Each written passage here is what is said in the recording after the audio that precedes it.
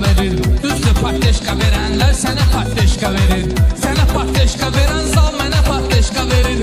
5-10 attım hələlik daldı yanım, bəkdi yanım. 5-10 attım hələlik daldı yanım, bəkdi yanım. Peşekar söz deyir oğlan, peşekarlar da bilir. Diyərəm vəhşi cananlar, xiridarlar da bilir. Diyərəm vəhşi pənəklər, canavarlar da bilir.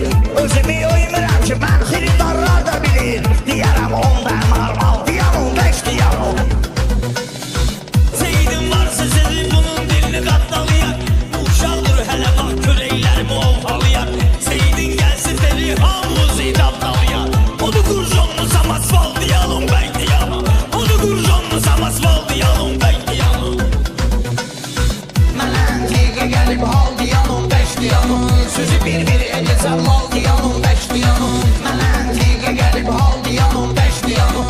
Sözü bir-bir edəcəm mal diyanım, bəkdi yanım.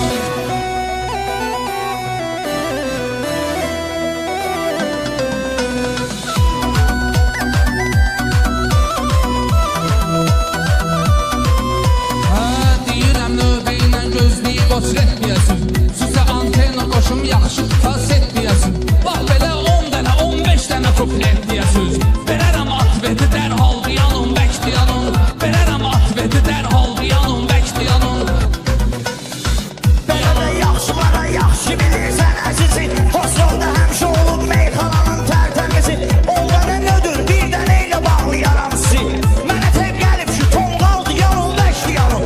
Mənə tep gəlib şu tonqal diyanım, bəkdi yanım. Mənim də sözüm yoxdur meyxananın sarsağına.